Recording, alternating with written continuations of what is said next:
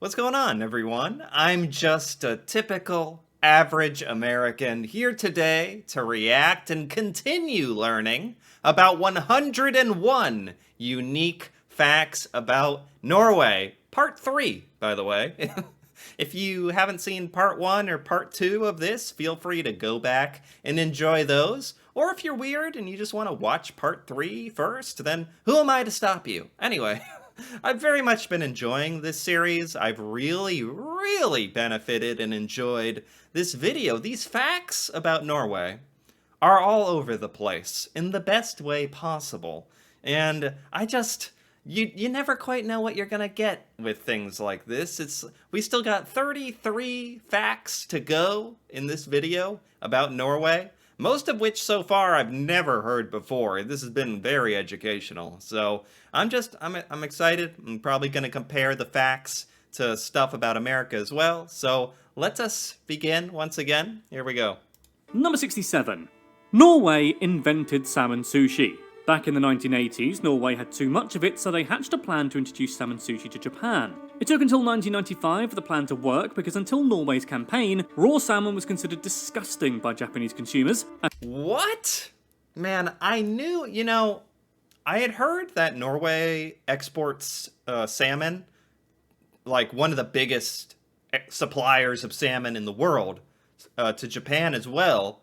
I had no idea Norway invented salmon sushi so that it could then sell the salmon. It's like some kind of genius, brilliant, business plan or something.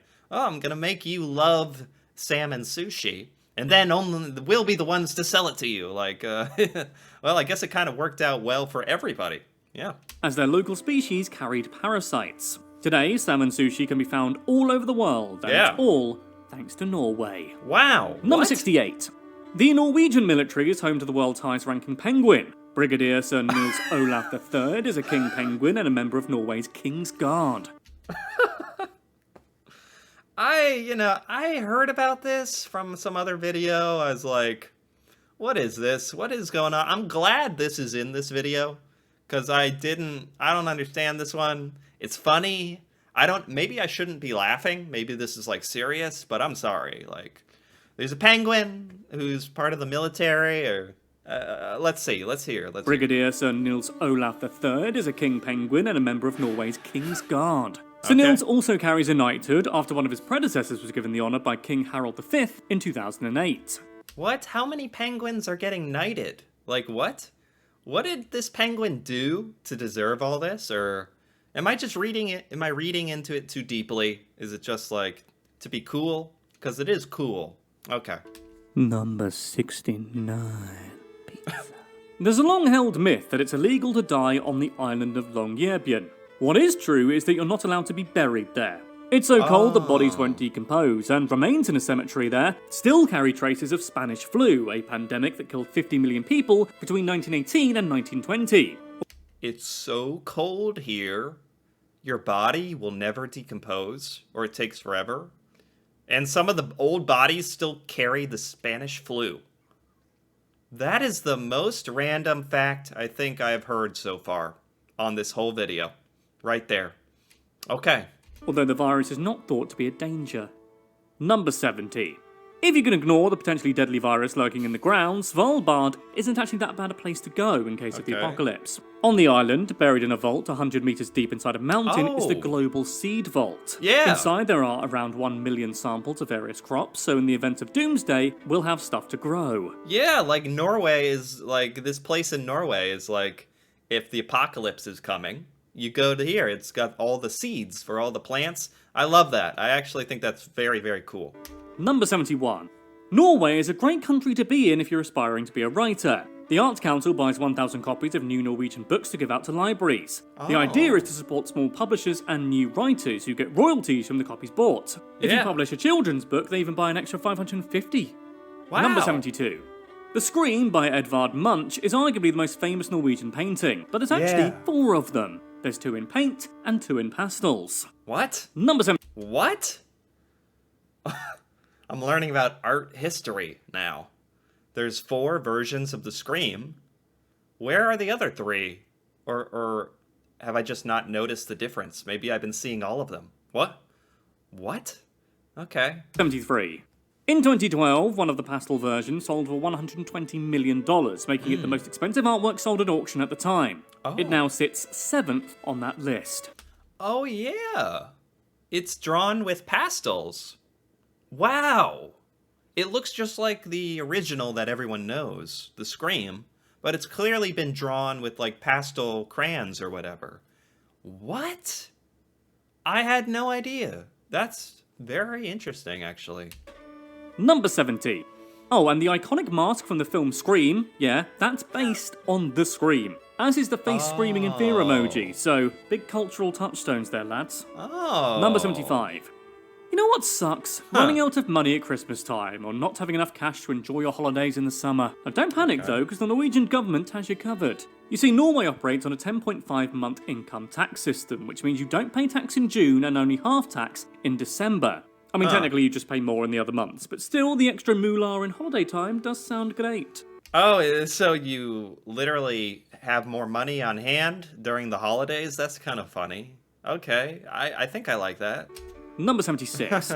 Fans of Star Wars, or The Empire Strikes Back in particular, might enjoy a trip to Norway. The iconic scenes of the planet Hoth were filmed in the remote town of Finns and in the nearby Hardanger Fjord. During filming in 1979, George Lucas and co. had to battle the elements as the country experienced its worst winter storm in 50 years.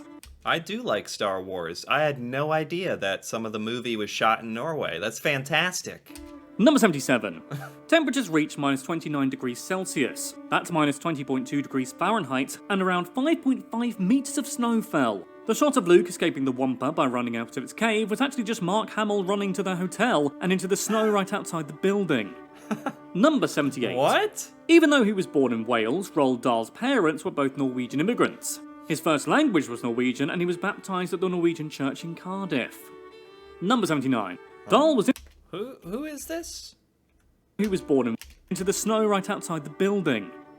Number 78. Even though he was born in Wales, Roald Dahl's parents... Roald Dahls? I'm not familiar with Roald Dahls. Musical artist, or... No? Roald Dahls? Wales? I don't know who this person is. How do you spell their name? Huh? I don't know who this is, honestly. Maybe that's just me. Parents were Cardiff. Number 79. Dahl was influenced by Norwegian folklore, myths and legends that his mother would tell him, and some of his children's books contain references or elements inspired by these stories. Oh, he makes children's books? He's like an author? A Norwegian author? Okay. I'm glad that we kind of clarified that. I'm not familiar with him. Such as the Giants in the BFG, the Fox family in Fantastic Mr. Fox, and the Trolls in the Min Pins. Okay. Cool. Number 80. In fact, the Chocolate Factory in Charlie and the Chocolate Factory was based on the Freya Chocolate Factory in Oslo. Huh. Number 81. In 2002, one of Cardiff Bay's modern landmarks, the Oval Basin Plaza, was renamed Roald Dahl Plass. Plass is Norwegian for place or square, alluding to the writer's Norwegian roots. Wow, man. Like, a lot of stuff was actually made in his honor, and a lot of references. I'm glad I'm aware of him now. I'm glad. Number 82. In 2017, the airline Norwegian announced Dahl's image would appear on the tail fin of one of their Boeing 737-800 aircraft. Oh. He's one of the company's... Oh, there's his name. R-O-A-L-D, Dahl. Okay, wow, okay, good. 6 British tail fin heroes, including Queen frontman Freddie Mercury. Number 83. Norwegians are obsessed with skiing, and a man called Sondre Norheim is said to be the pioneer of modern skiing and the father of the telemark skiing. What's that, I hear you ask? Well, hang on. Number 84. Telemark skiing is a skiing technique that combines the elements of alpine and Nordic skiing. Telemark skiing is named after the Telemark region of Norway, where it all came from, babe. Whoa, what are these skis that allow the back of your foot to come up off the ski? I've never seen that before. Does that have to do with telemark skiing? Skiing. Telemark skiing is named after the Telemark region of Norway, where it all came from, baby. Wow, whoa. Number 85. They love skiing so much that cross-country skiing is the country's national sport. In fact, Right. one chap called Berger Ruud, who was Norwegian, that's why we're talking about him, won both the men's ski jumping event in 1932 and the downhill racing event in 1936. Wow, like the ski jump and the ski racing are completely different sports. So to win both, that's actually like insane. Like actually. Making him the only athlete to ever win both in the Winter Olympics. Yeah. Number 86.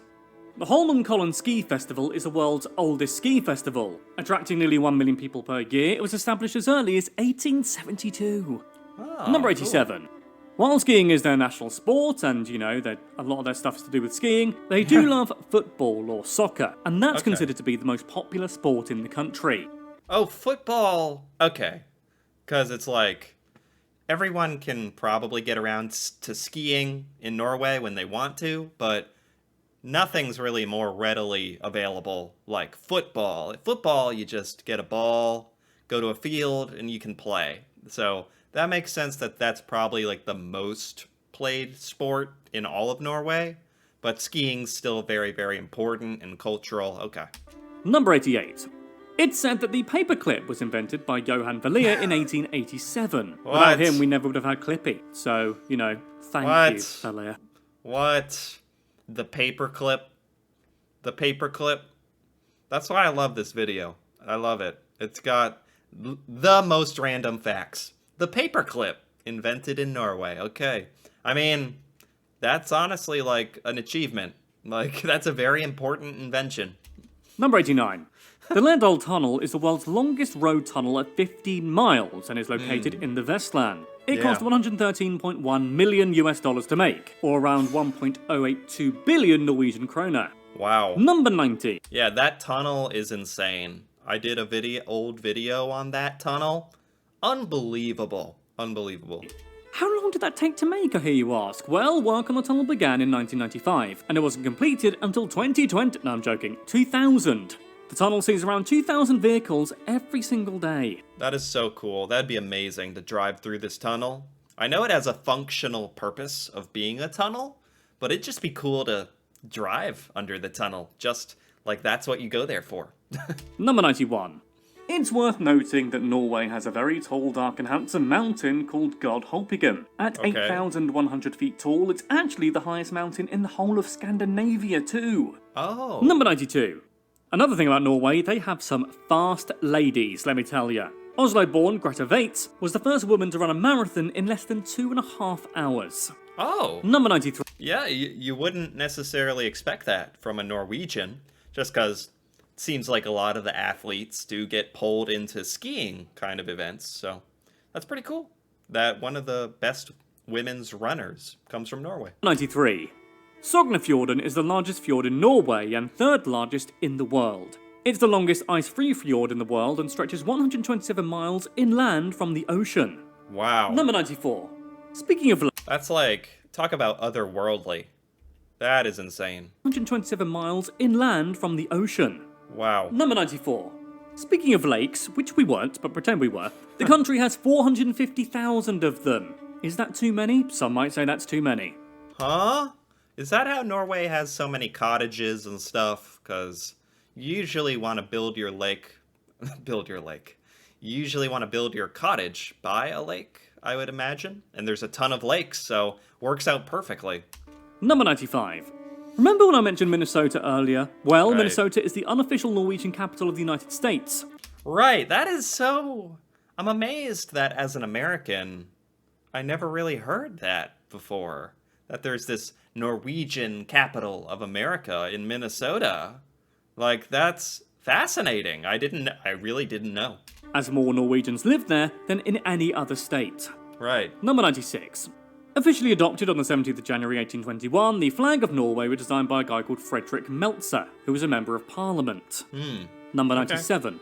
Originally, the national flag of Norway was described as one that had a golden lion with a crown and an axe on a red background. However, this flag gradually phased out in the 17th and 18th centuries. The original flag is still one presently used as the royal standard, though. Cool. Number 98. Yeah, I think the Norwegian flag is very cool. Very clean. Very nice. Vinnefossen is the world's 6th tallest and Europe's highest waterfall. It's around 860 meters in height. Wow. Number 99. If you have to go Norway just has, like, some of the most amazing natural wonders in the world, somehow. All in Norway. 9. If you happen to go to Norway and like looking at animals, here are the ones you can find there. The red squirrel, a polar bear, musk ox, vipers, and reindeer. Huh? The reindeer. The reindeer. Like, most Americans probably think reindeer are, like, mythological creatures, but no. They're in Norway. You can find reindeer. This is number 100, over. There is a village in Norway that's particularly hellish, let me tell ya. Well, it's called Hell. It has 1,524 inhabitants. So, Oh. number 101. It's worth noting about the village, by the way, that the temperature there can reach minus 15 degrees Fahrenheit or minus 25 degrees Celsius in Wow. winter, which means hell quite literally freezes over every year. So that was Okay. 101 facts about Norway. Have you ever been to Norway? Do you live in Norway? Have you ever met Sir Niels the Penguin? Let me know in the comments down below. Be sure to give this video a like and subscribe to 101 Facts if you haven't done. Okay, that's it. We did it. Oh my gosh, 101 facts about Norway. This was great. This was by 101 Facts. That's the name of the channel. Wow. And I have to give it a like. This was amazing. This list, like, it is tough to come up with 101 things about anything. But, like, cool, unique facts about Norway. Most of these I really had not heard before, which is amazing to me. Like, these were actually unique. Like, very enjoyable experience going through this whole video. I learned a lot of very, historical, modern things, and downright random, and sometimes funny, which is the perfect combination. I think that's why I enjoyed this so much. Anyway, if you enjoyed this as well, feel free to give this video a like or leave a comment. And if you're interested in more videos like this, me reacting to Norway, Norwegian culture, stuff about Norway that I've never seen before, feel free to subscribe for more. And until then, thanks for watching, and see you next time.